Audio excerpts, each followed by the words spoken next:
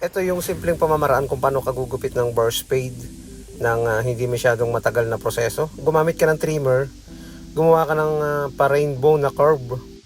Patamain mo lang yung kanto ng trimmer mo, makakagawa ka na ng isang baseline or guideline.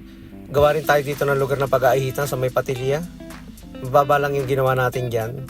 Saka bikat dito sa likod. Yung ganitong klase ng gupit ay bagay na bagay ito sa mga basketball player. Kapag napitikan ka ng camera o nabidyuhan ka ay magha-highlight yung iyong gupit kapag ganito ang forma ng gupit mo. Gumamit tayo dyan ng number 1 na clipper guard. Pupukusan natin yung ginawa nating baseline. Okay na okay din yung mga ganitong gupit. And then overcomb para makita natin yung nipis or tamang taas na sukat na ating gagawin.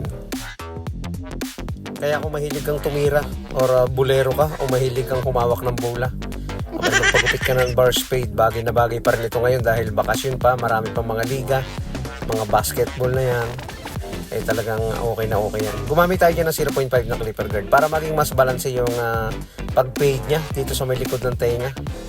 Sundan lang natin yung ginawa natin pinakang baseline gamit ang trimmer kanina. Yun yung magiging basehan natin para makagawa tayo ng isang obra dito or yung transition na gagawin natin para sa gupit na gusto niya.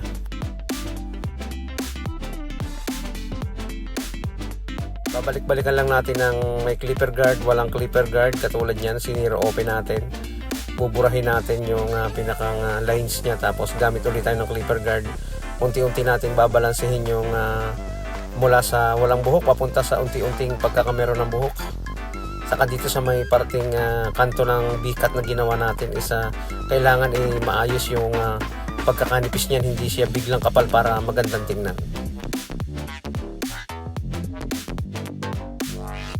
And then overcomb again para mawala yung biglang kumakanto dito. Sabi ko nga kapag may kanto, may lamesa at pwede pang tambayan, kaya tatanggalin mo yung kanto. Gamit tayo ng thinning scissor para mawala yung biglang dark spot, maging balanse. Yan yung mga part na hindi agad naabot ng ating clipper, baka mabigla kapag sinungkit natin ng clipper, kaya ginamitan natin ng thinning scissor. Pagkatapos basain, inahitan natin, nilinis natin para okay na okay na. Half lang yung ginawa nating tutorial dito para hindi naman masyadong mahaba yung video. Hindi kayo may inip kapag sakto lang yung video natin ginawa. Ayun. Gamitan natin ng shaver, yung mga parteng pinakang ibabang bahagi para saktong-sakto yung nipis niya. And then textured natin yung kapal na dulo ng kanyang buhok. Hindi pa niya pinaputulan yung haba, ang gusto niya lang hindi masyadong mabigat yung dulo, kaya ang ginawa natin ay pinoint cutting natin o tinextured natin ang dulo nito.